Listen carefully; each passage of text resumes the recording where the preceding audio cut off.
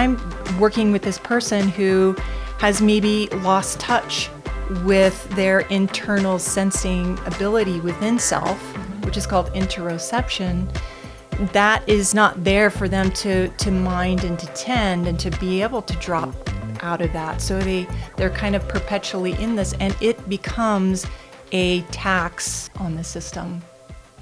Hello, everyone. Thank you for listening today. We have an exciting podcast planned for you with a wonderful guest. Susan McLaughlin is here. Thank you so much for coming. Oh, thank you. I'm excited. I am so excited to talk about this. I think this topic is going to be fascinating for a lot of people. So thank you for bringing it up, and thank you for being willing to educate us about it. We are talking about the nervous system today, and specifically with how our nervous system interacts with our muscles and our bodies. And this can sound a little sciencey, but we are going to break it down, and it's going to be really fascinating for people. So hang in there with us. Susan, first, will you tell us a little bit about what you do? What is your day job? Sure. So I am a physical therapist that specializes in pelvic health. Yes. A lot of times when I say that, I kind of get the deer in the headlights look, like, what's pelvic health?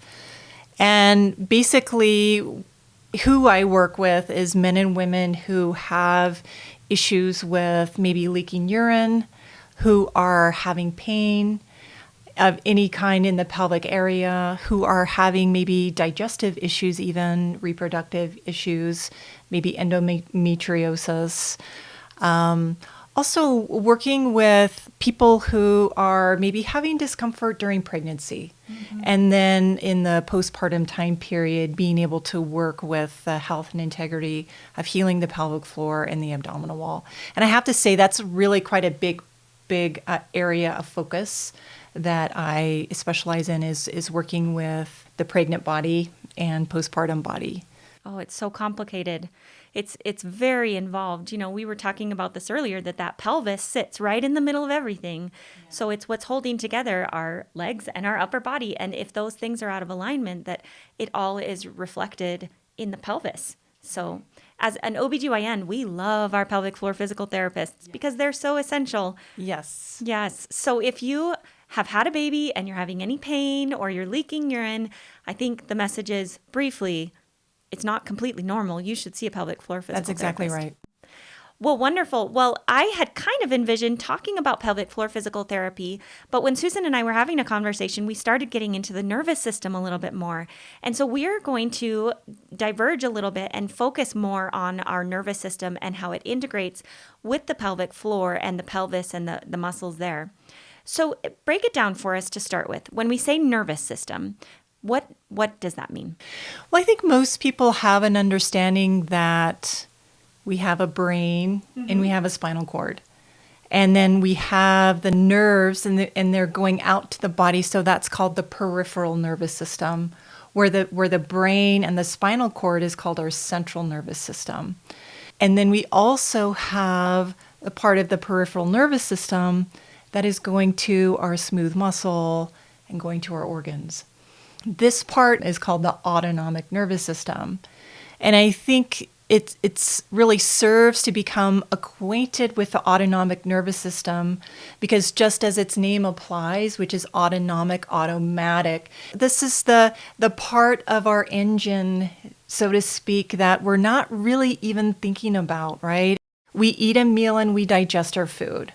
We're hungry, so we eat. Mm-hmm. We are tired, so we go to sleep. So it's these basic metabolic functions that we're not really thinking about: our heart rate, our blood pressure, how and when we breathe. But also, for me, I really like to share that this is also, our metabolism. Mm-hmm. It's kind of the beginning of metabolism and our hormone regulation and immune function. And being able to have an understanding of it, it's like, yeah, that's great, I get it. But really, it's so subtle and intricate in a way that it's really nice to kind of break it down. And I do like to spend, when I'm working with people, I do like to give some of this information because I think it really helps people understand the why when some of the work that I'm going to be doing with them is actually really subtle. And I think if without that foundation, some of it doesn't make sense. Like, why are you doing that? Aren't you supposed to be just helping my pain? Yeah. And for a lot of people, they'll come up from the session and they'll say, well, that's not what I expected at all. I thought I would just get a bunch of strengthening exercises, some stretching, and I'm walking out of here feeling very centered and very calm for my system to be in that healing mode. That's so wonderful. The way that I explained it to my patients, and they've probably heard it over and over because I talk about it all day, every day, but is this idea of if we're a cave woman, right? We go way back in time. We're very simple. Our job is to stay alive, and we live in a threatened environment, right? And so the job of our nervous system is to take in information, like you said, your brain, and to have an output from that. So it takes in information and it makes a judgment call. And if you are a cave woman, then mostly what you're doing is looking for predators, right? You're looking for saber-toothed tigers. And so we are constantly looking for fear, threat, risks to our safety. If there's a saber-toothed tiger back there, we trigger one half of our autonomic nervous system, which is that sympathetic branch. That fight or flight is maybe what people are more familiar with. And that fight or flight kicks into gear to keep us alive. That's its main job. So it starts breaking down glycogen into glucose. It gives us calories. It gives us sugar so we can run. It speeds up our heart rate. It dilates our blood vessels so we can get more blood going to our muscles. And it slows down digestion because no one cares about digestion when you're trying to run from a tiger. It turns off, essentially, our female hormones because no one cares about having a baby if there's a saber-toothed tiger back there. So that is our sympathetic branch. Now, our parasympathetic branch is the opposite of that. That's our rest and digest. So when we feel safe, then our parasympathetic branch comes in and digestion turns back on. Our female hormones get balanced. We can start metabolizing differently because we don't need immediate sugar to sprint, right? So it's all about safety and our perception of safety. Right. And so when we're cave women, that is what's supposed to happen. We are looking for saber-toothed tigers.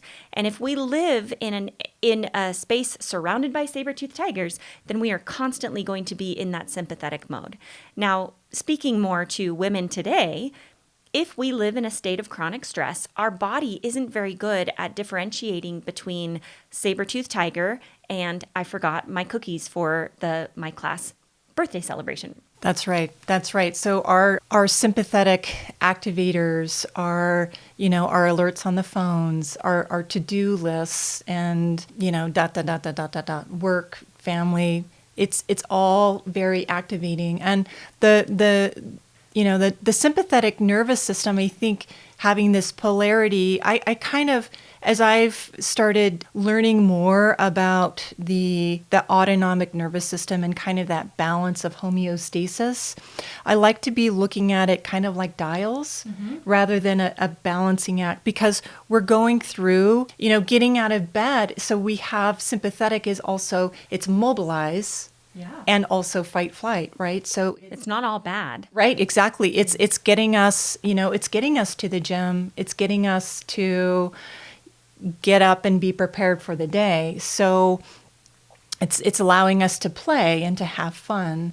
And I think the thing that you were saying about the sympathetic nervous system is, it's kind of prepping us to move or to fight. And so what that means is we're getting those muscles, we're prepping those muscles to tense. Mm-hmm. So what that means is the muscles are ready to move. So the muscles become in this potentially in a chronic holding state of I am ready. Almost it's like I'm at rest talking to you, but my body could be completely in more of a hypervigilance. I think the tricky thing that happens is as we go through our day and we're maybe deferring some of these internal signals that really kind of are maybe telling us to slow down, we are not feeling them. We're not hearing them because we're continuing to go on the mobilize, right? And so a lot of times, like for me, I work a lot with pain. So I'm working with this person who has maybe lost touch with their internal sensing ability within self, which is called interoception. That is not there for them to mind and to tend and to be able to drop out of that. So they're kind of perpetually in this, and it becomes a tax on the system. And it's not a flaw per se. I mean, our bodies, I think the important thing is that our bodies are doing what they're supposed to do. They are taking in information and they are preparing a response. And they are taking in a threat or a risk and they're getting ready to run. But our bodies, our autonomic nervous system is very primitive. It's very much based on stay alive, saber-toothed tiger, right? If I feel a threat, then I'm going to be ready to run. And still today, those responses are good. If I'm walking through a dark parking lot and a guy in a hoodie, starts approaching me, I want to have my pupils dilate. I want to be hyper alert. I want my respiratory rate to speed up so I have oxygen to my muscles so I can run. Our bodies are intricately programmed to keep us safe and to keep us alive. So that threatening guy, I want all those things to happen. I forgot to, wash my daughter's ballerina costume. Not quite the same response, but our bodies aren't very good at interpreting those. Our brains aren't very good at separating life-threatening threat versus stress, right? So when we're taking this into now the women that you're seeing or men and taking care of, what are some of the ways that you see this manifesting in the actual physical body? Well, so pain is a manifestation, but what I feel in the musculature is a higher tone or a hardness. I think, I just touched my upper traps, right? Because these areas for me are kind of in that go state, right? So what happens is there's just more holding. There's not as fluid movement, and the connective tissue that wraps around our muscles called fascia, it's wrapping around our organs and our bone and our nerves. We want to be able to have this watery, fluid structure that's supporting our system, and a lot of times what's happening is it's maybe just kind of stuck or held or adhesed is a term that we use a lot. And so it can, if you have a little bunch, a lot of times I'll go to my shirt and I'll bunch it up and I'll say, I may have some holding here, but you can see in the fabric of me bunching my shirt that I may be having some shoulder pain, and I go get my massage and it feels good for an hour, whatever. But then it comes back. It's because we haven't addressed maybe that holding pattern. What I'm really interested in is how can we even shift the state of the autonomic nervous system to really bring in more of this restore for the healing to happen. So more of that fluid nature back from the movement, but also being able to come into more of this resting state. And I think that is so important, because if we're seeing physical effects like our traps are all tense and tight, which is also where mine gets, but also in the pelvic floor, if we're just looking at those muscles and saying, oh, you're having pain because your muscles are tense, I can rub out that muscle. I can help that muscle relax. But what caused it to get tense to begin with? Sometimes it's because we did a different workout, right? And, our muscles are sore because we worked them out differently. Okay, well then a massage might help because you've got to the problem. But for these states of chronic pain and chronic tensing, it seems like if you just keep rubbing it out, it's not really getting to the root problem. So it's just going to keep coming back. Is that right? That's right. So one example that I've seen, and chime in here, is actually with pain related to sex. So when I have a patient who comes to me and says, I'm having a lot of pain with sex, one of the exams we do is to put our fingers right inside the vaginal opening, and you feel some of those muscles of the pelvic floor get super tense, and they're very tender. And Can you explain a little bit why those muscles get tender and how that relates to sort of what we're talking about? Sure. Maybe with that, I'd like to backtrack a little bit because when we're talking about the sympathetic response and the parasympathetic response, we have these spinal segments that are innervated, and in the nervous system, the parasympathetic nervous system, which is the kind of that oppositional where we're moving into that rest digest, but also thinking about that nervous system as like a brake almost, so we can kind of have our foot on the brake a little bit, which is considered like a low tone parasympathetic state, which is allowing us to go into the rest digest.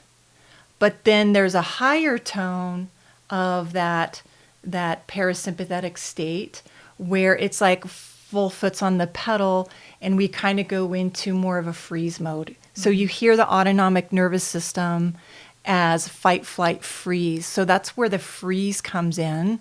And that's a survival mechanism too. It's like we faint, we're in shock, we're numb, we're just kind of out of it because it's almost like we don't really feel anything as a protection for death, right? And so the nerve that is carrying some of this autonomic nervous system information is a nerve that is going through the spinal levels, the sacrum, the pudendal nerve. So it's having its activity right there. The state of the nervous system is right there in the pelvic floor. So that's why I wanted to kind of circle back to that, because we're getting this feedback of the state of the system, and there's such a central connection, right, between our pelvic floor, our breathing, right? That's autonomic nervous system. I'm talking to you right now, and it's innervated by one of our primary cranial nerves, vagus nerve. And so it's really innervating and having this conversation centrally. So any sort of tension, and this is typically what I see, and you probably see this too in your exam, is that holding of the musculature in tension of the pelvic floor. And also there's some holding maybe in the jaw. They may be complaining of some jaw pain and even tension in the diaphragm. So maybe this person is coming in with, maybe anxiety, they're having a hard time sleeping, maybe having, especially right now with COVID, there is more anxiety and just worry. So yeah, absolutely. And I do think it manifests in these muscles directly. I think going along with that example, it's one of the simplest ways that I see it is people who have pain or who have had traumatic experiences around intimacy. And the way that I explain it to them is that your muscles say, oh, you trained me that sex is painful or stressful or emotionally painful. And so the muscles are saying, you trained me to flex. You trained me to get ready. So anytime sex is approaching, I should flex. And suddenly these muscles are now flexing nonstop. You've retrained them to kind of do the opposite of what they're trying to do. So there can be, I guess my point in that is there can be an emotional response to these muscles. They're responding to input. And if there's a stressful emotional input, then the muscles learn how to respond to that, right? And I think that can happen in other parts of our body if we have stress that I don't know what function our traps serve in getting stressed or straining, but I think that does happen. If we carry stress, then our body says, oh, I know what to do when you feel stress. I should tighten these muscles. Is that an okay explanation of kind of why those muscles can be in a chronic state of tension? Well, it's that perpetual state of defend, protect. And so a lot of times what I'm really expressing is, just as you were saying in the beginning of this, that you have this sensory input that's going to the brain, and then from the brain there's a motor output. Yeah. So what we want to do is we want to provide a different sensory experience to the brain for a different motor output. And for most people, they're like, I get that. Let's do that. Can you give a specific example of that? A patient that you've had that comes in thinking, oh, I have this pain or this discomfort or this issue, that then you can kind of help reprogram that a little bit? Well, I think the first thing that I really love to have people anchor into is the breath, because the breath is we're breathing, usually automatically, right? Over 20,000 times a day. So when I can phrase that as a workload, we go to the gym and we do how many reps of this or that. Well, in the day, we're doing over 20,000 reps of a movement where when it comes to our core, our pelvic floor, our abs, our diaphragm, and the muscles that support the rib cage are moving. But the fact of the matter is most of us are restricting and maybe holding our abs for various reasons.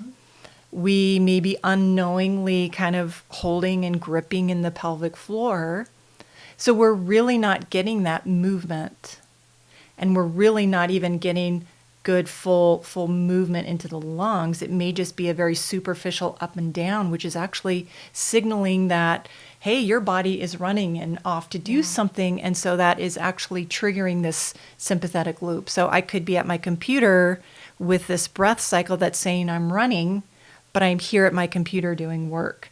So what I really like to do, that sensory input or that change, is going to be using the breath as a way to bring in that focus and the movement now. So for a lot of people, when I'm assessing the pelvic floor and we're doing an internal assessment, I'm really big at having people notice a before and then notice an after.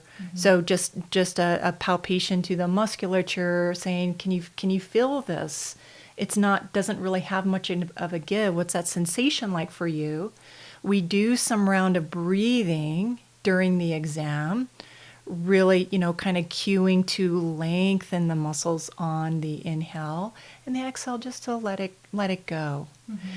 And after maybe 5 breath cycles, so I can feel when the muscles start to let go. Everyone's at a different place, but sometimes even just with 3 breath cycles, 5 breath cycles, we'll go check, and the person will say, wow, I'm not really feeling that tension anymore. It's so important because it is our nervous system. It's our nervous system saying it.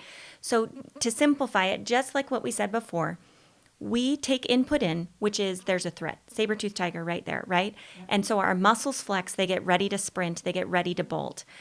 And we can also then trigger the opposite of that, which is I'm safe. Everything's okay. And slow breathing is directly what stimulates the vagus nerve to signal that parasympathetic response. So we can physically switch over into our parasympathetic response that says, I'm safe, everything's okay, my breathing is so slow, there couldn't possibly be a saber-toothed tiger there. And as we do that, then physiologically, our nerves can tell our muscles, oh, it's okay. That's right. It's okay to relax. Yep. And this is why I think it's so important to have different types of body movement. I think this can be a perceived stress, like pain with sex, right? So I'm going to have sex and I know it hurt last time, so I should flex those muscles. It can be with another stressful situation, like I'm going to give a public talk somewhere, I'm going to give a speech, and so my upper, musculature flexes. But it can also perceive stresses differently, like an aggressive exercise.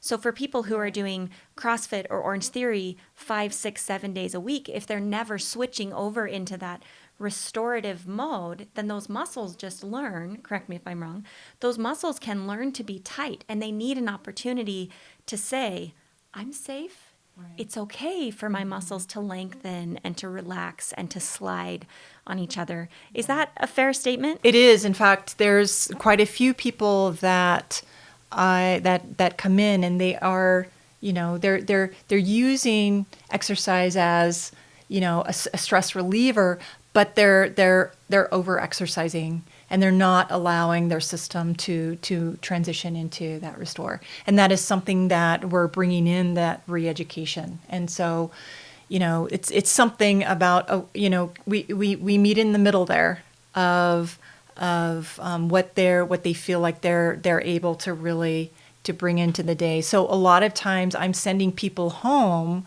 with very mindful movements, lots of restore positions, bolstered positions that's giving that feedback to the nervous system that I'm able to drop in and settle. And honestly, sometimes that could take up to 20 minutes. Sometimes that could take hours.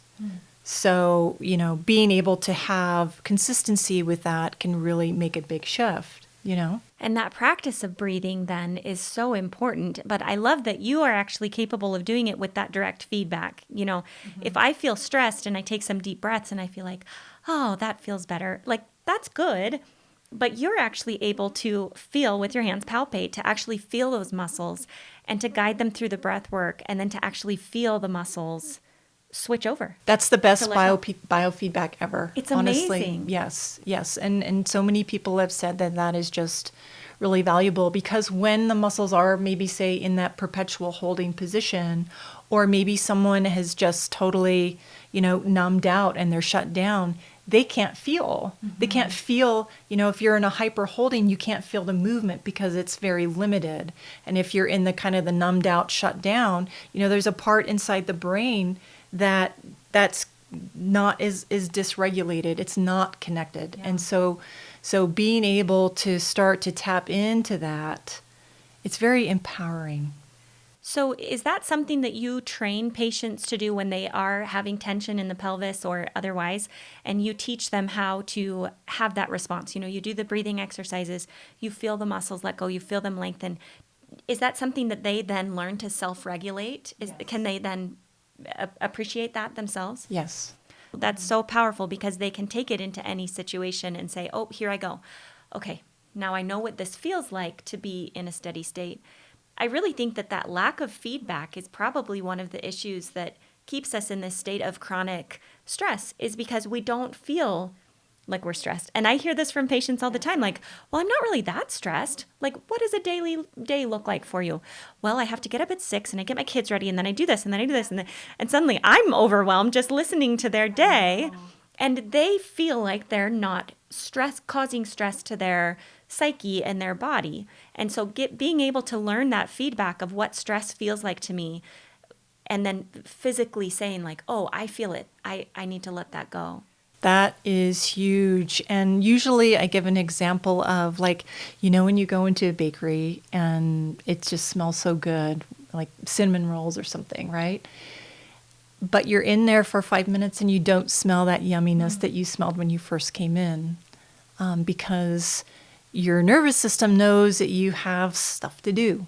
And so, it's going to accommodate. You're not gonna feel that. If you're bombarded by that all the time, It takes up too much energy.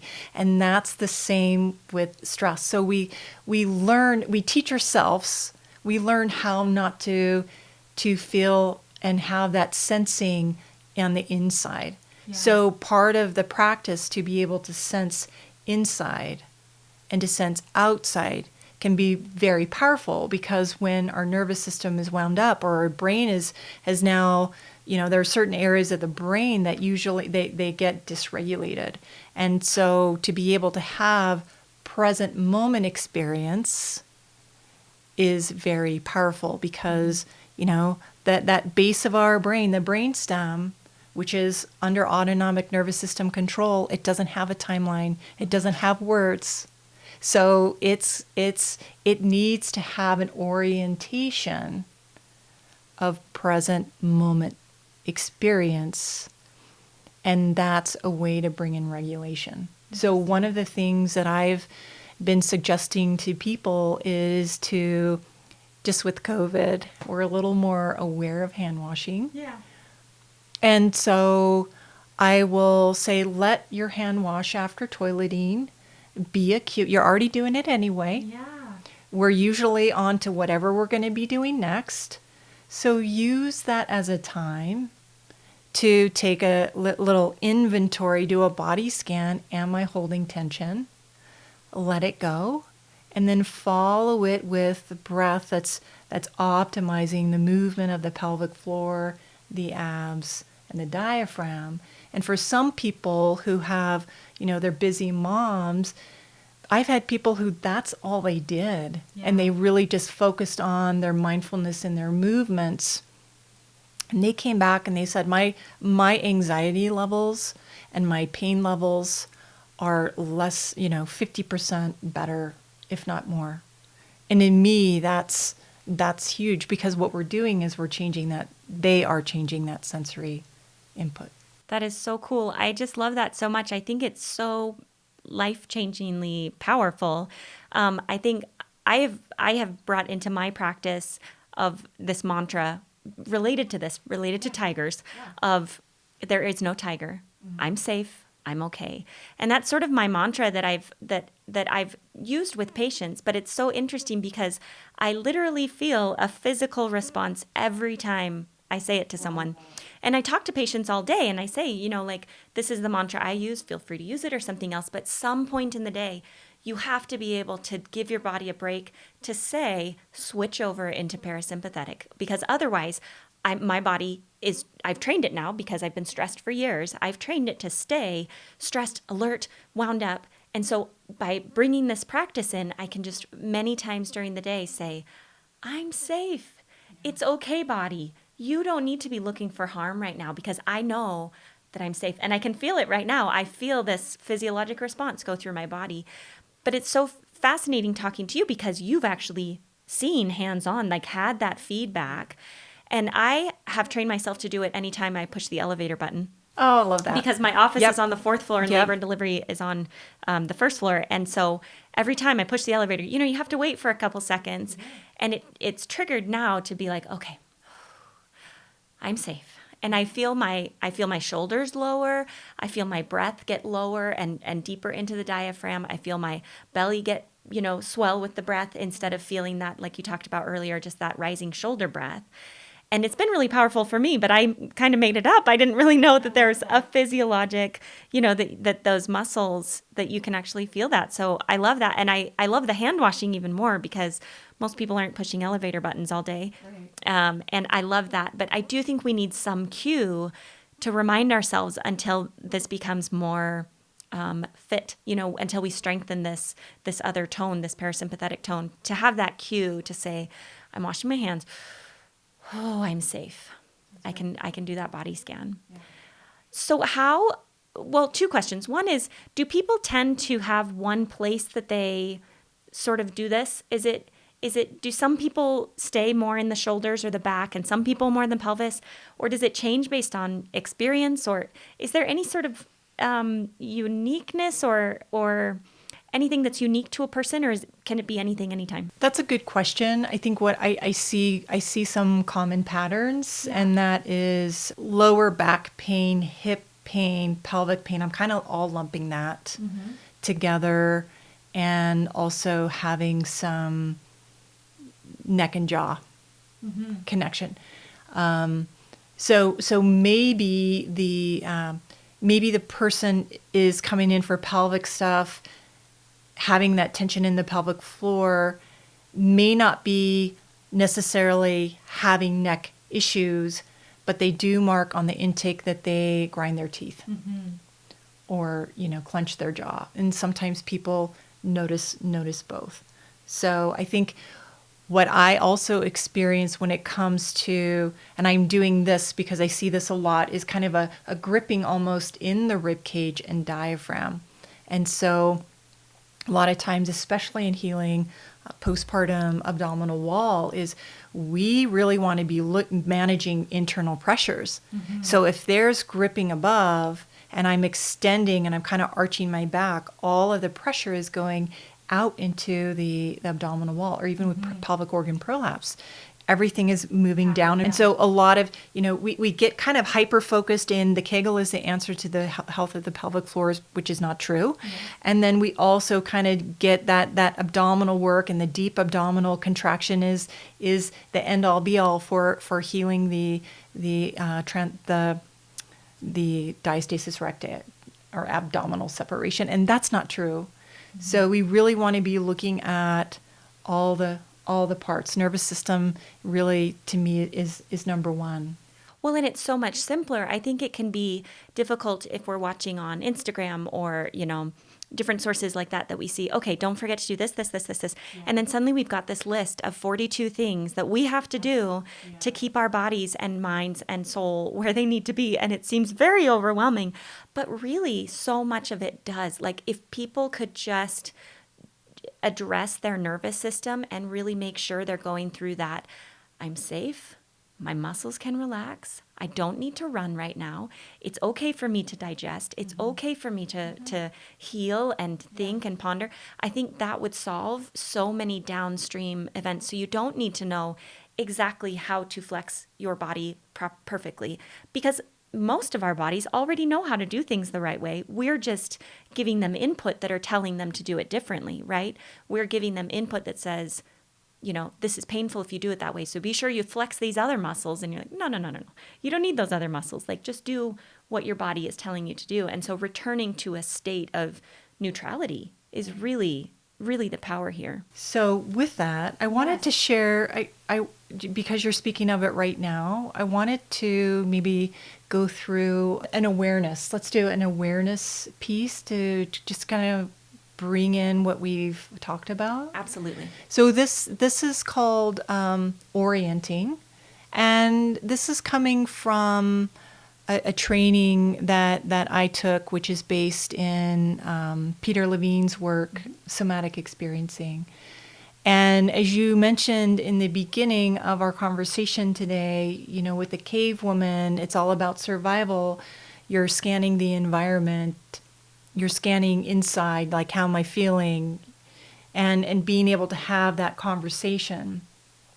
So basically that's what this is taking some time to bring awareness into your current environment, bringing in as many senses as possible, so you're getting that sensory feedback, and that allows more of this present moment accuracy to down-regulate the nervous system for our health and vitality.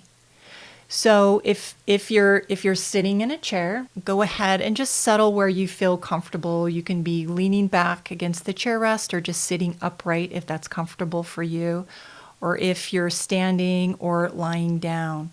Just bring awareness initially. If you're sitting, to your sits bones and your thighs supported on the chair. Notice your feet being supported by the floor in standing or sitting. And then if you're lying down, the floor, the bed supporting your back. So you're sensing that support in your environment. Start to let your eyes and your head, if you wanted to, just roam your environment. So let yourself be drawn to, there might be an object in your room that draws your attention. And as you are drawn to that, so you're visually taking that information in, notice a sense in your body, maybe where you took that in. And if you, as you practice this, you will be able to get a sense of that more.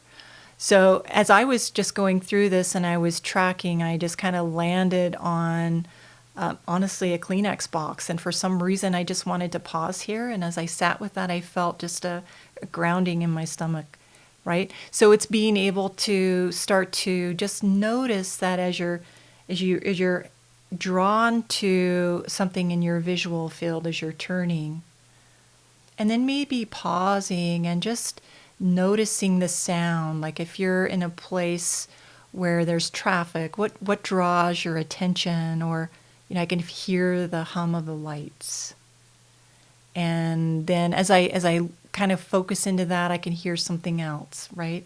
And then just coming back to the sense of feeling support on the chair, And then just bringing in another sense of bringing in maybe what's in the air to smell. So if you've been in, say, a home where someone's cooking dinner and you can smell the garlic or you can smell the spices coming in, really let that soak into your system and you sense then in your body, does that have a response? What you may notice as you move through this, it could be a very slow process where you're going bit by bit by bit and you're bringing in each sense and just, pausing and just noticing how you're settling in the chair. And let's do that right now. How are you finding your body meeting the chair if you're sitting? How are your feet on the ground? And if you're lying on your back, just noticing the weight of yourself in contact with the floor. And a lot of times when people check back in, what they might notice is maybe more presence or weightedness in their body. Did you notice anything? I was kind of interjecting, so I didn't really give that full flow of maybe a whole orienting experience, but you can even search on YouTube orienting, Peter Levine, and you'll get different people sharing their orienting. So it's sometimes nice to be able to just have someone not be talking in the background like I was in the orienting process to really land into that. But what that does is that brings us into present moment experience. I love that. And I did feel heavier, especially on my sits bones. I didn't recognize that until you just said, did you feel heavier? I was like, oh yeah, I did. That's what I just noticed them more. Yeah. But I love that. And I think it's a very simple exercise and simple enough that people could do it while they're trying to go to sleep at night or, kind of just checking in and sending that awareness to their body. And like I said, the body is pretty smart. Like it wants to go to neutral, right? It wants to let go, I think. Yes. And when a lot of times what I'll say when I'm working with people, I do a lot of support work for the nervous system. So, say I'm at their brainstem and I'm cradling their head and I just let them know what we're doing. Mm-hmm. This feedback here with my hands is support for your brainstem to relay this information that you have the time and this holding here to allow your system to drop in to regulation. And the nervous system knows what to do. Yeah, it does. It's trying to do it. Right. It just gets confused in the messages that we're giving it. So if we retrain it to say, oh, actually, this is my message. My message is that I'm safe. Then it says, oh, okay, I'll do what I'm supposed to do when you're safe. Like, I don't need to perceive that as a risk. So I love this all so much, and I could keep talking for another hour, but we better wrap it up because otherwise we'll just keep talking. Thank you so much for sharing this. I think this has been so helpful for me, and I hope it's been helpful to kind of start to show people how important this idea is of awareness and of our nervous system, and that it really does. Our nervous system, we didn't get a chance to get into this very much, but our nervous system interacts with all of our other systems.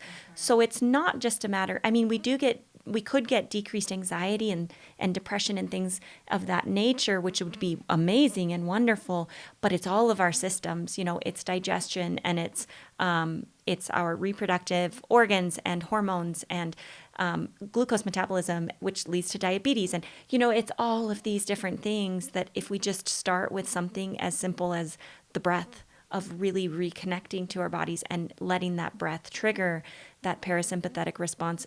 I think I've explained this to some patients and clients before, and a couple times have gotten, I don't think it's that simple, or that seems too hocus pocus for me. But I think we've gotten into the science of it, the physiology of it a little bit today. And so I hope it really is, I hope people can understand, this is not just hocus pocus. This is literal physiology. It's physiology. Yeah, whether you use it or not, your body's doing it without you. So if you can feed it more of that parasympathetic input of I'm safe, the deep breath, the being aware of where you're holding tension, then it's a place to start. Great things. Yes, exactly. Now, if someone feels like I have this tension, I wonder if it could be related. Is that something they should see a physical therapist for? Yes, for sure. So we have, in Salt Lake and the surrounding area, wow, pelvic health is really rocking now. We have so many amazing pelvic health PTs. That's so great. That are here. And, I'm in private practice. I work for myself. So there are a few who are in private practice. And then there are people throughout the valley who are working for some of our major medical systems. They are there. So don't be discouraged. Maybe even just search pelvic health physical therapist in your town, and hopefully, I'm sure something will come up. And if not, I'd be welcome to have people contact me, and I could send them our provider list. Yeah, that's so nice of you. Well, Susan, tell us, where do we find you? So I can be found, my website is alignforhealth.com. My business name is Align Integration and Movement. And my email is susan@alignforhealth.com. Wonderful. Thank you so much for being here. This has been so wonderful. Yeah. Thanks for listening, and come back next time for another episode. And remember, this information is for education only and not intended to be medical advice.